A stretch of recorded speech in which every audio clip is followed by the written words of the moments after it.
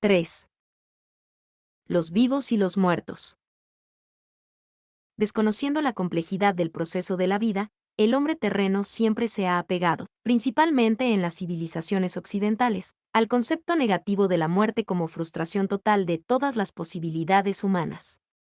No habrá ninguna novedad en la expresión sartreana que se propagó por toda la cultura moderna. El hombre es una pasión inútil. Fue siempre este el concepto del hombre en la cultura occidental, volcada exclusivamente hacia el inmediatismo. Sartre no revela ninguna perspicacia filosófica en este simple endoso cultural de una posición común del homo, faber ante lo inevitable de la muerte. Aunque en las civilizaciones orientales, impregnadas de misticismo, los hombres comunes nunca salieran de este plano inferior de la consideración de la muerte como destrucción pura y simple. La teoría de las almas viajeras, de Plotino, que sustituyó en el neoplatonismo la teoría de la metempsicosis egipcia, no llegó a popularizarse. Las hipóstasis espirituales que estas almas flanquearan, después de la muerte, parecían fantásticas, oriundas apenas de la teoría platónica de los mundos de las ideas y del deseo instintivo de sobrevivencia que domina al hombre. Más las pesquisas científicas de la naturaleza humana, particularmente en el campo de los fenómenos paranormales, llegaran a pruebas incontestables de la sobrevivencia del hombre después de la muerte. Esta sobrevivencia implica naturalmente la existencia de planos espirituales, las hipóstasis, en que la vida humana prosigue.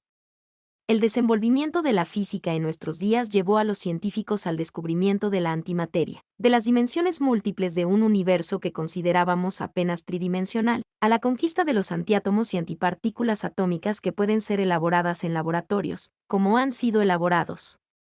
La existencia de las hipóstasis ya no es más una suposición, más una verdad comprobada. El cuerpo plásmico del hombre, como también el de los vegetales y de los animales, fue tecnológicamente comprobado. Los muertos no. 20. J. Herculano Pils. Pueden ser más, considerados muertos. Lo que murió fue apenas el cuerpo carnal de estas criaturas, que Dios no creó como figuras de marionetas para un rápido pasaje por la tierra. Sería extraño y hasta irónico que, en un universo en que nada se pierde, que todo se transforma, el hombre fuese la única excepción perecedera, sujeto a desaparecer con sus despojos. La mayor conquista de la evolución en la Tierra es el hombre, creado, según el consenso general, en la tradición de los pueblos más adelantados, hecho a imagen y semejanza de Dios. ¿Qué extraña decisión habría llevado al Creador a negar a este ser la inmortalidad que confirió a todas las cosas, y a todos los seres, desde los más inferiores y aparentemente inútiles? Habría una economía en la naturaleza que sería contrariada por esta medida de excepción.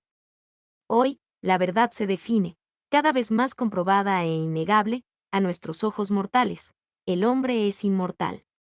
Al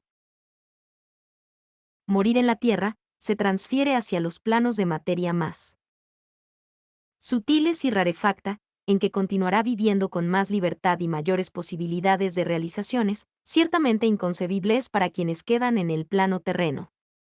El espíritu encarnado, que, luchando en el fondo de un océano de aire pesado, consigue hacer tantas cosas, ¿por qué dejaría de actuar con más interés y visión elevada en un plano en que todo milita a su favor? Se engañan los que piensan en los muertos como muertos.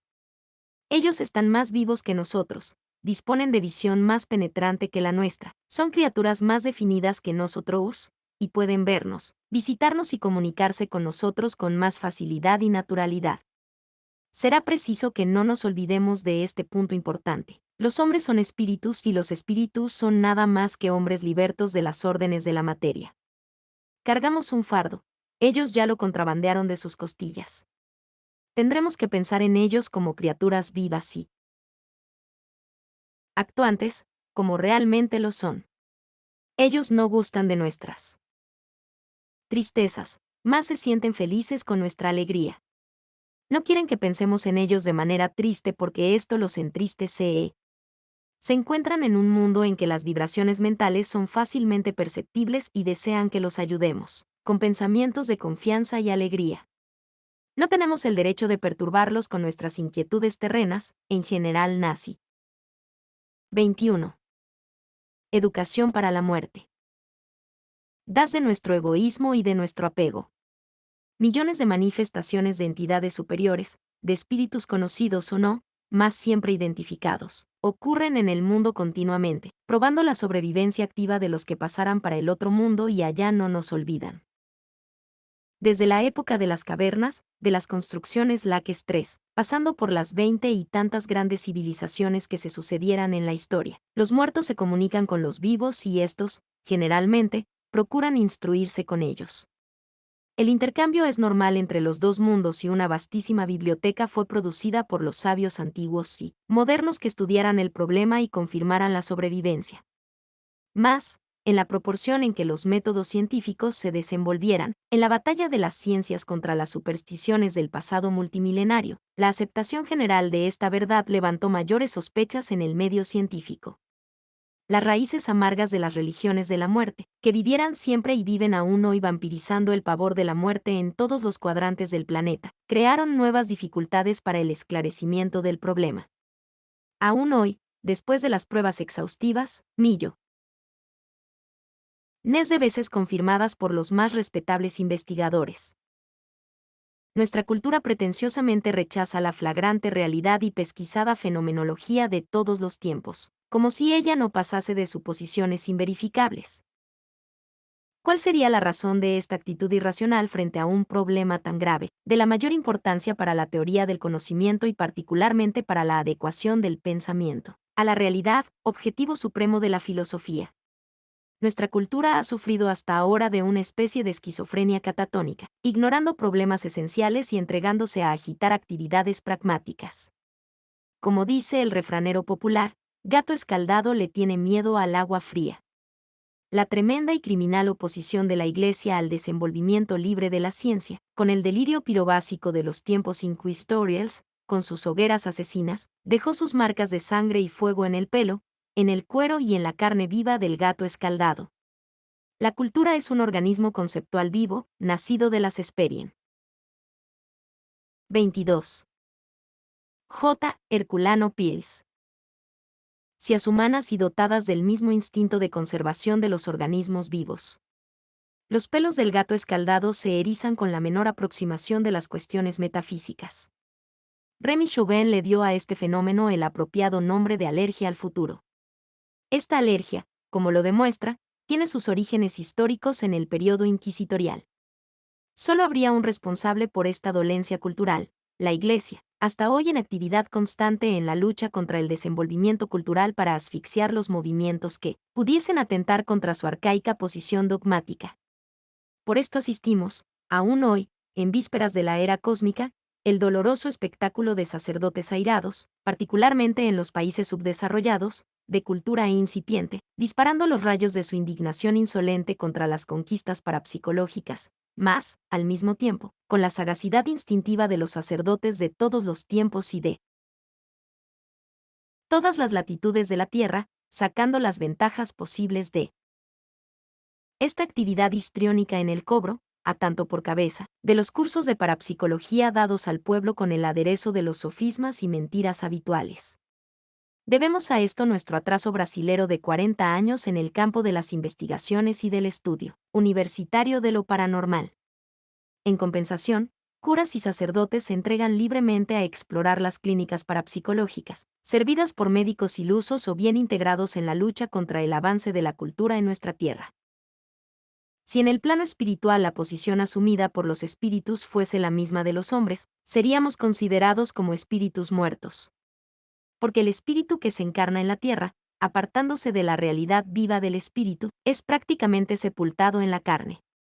En los planos inferiores del mundo espiritual, apegados a la costra terrena, los espíritus inferiores que lo habitan se consideran como muertos en la carne, pues perdieran las prerrogativas del espíritu libre.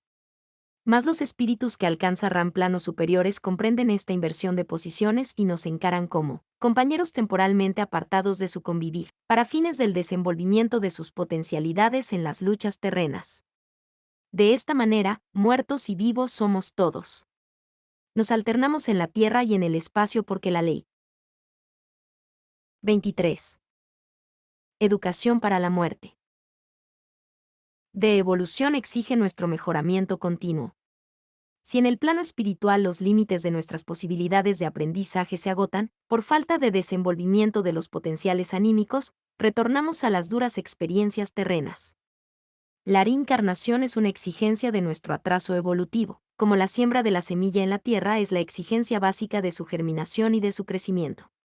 Así, nacimiento y muerte son fenómenos naturales de la vida, que no deberemos confundir con desgracia o castigo.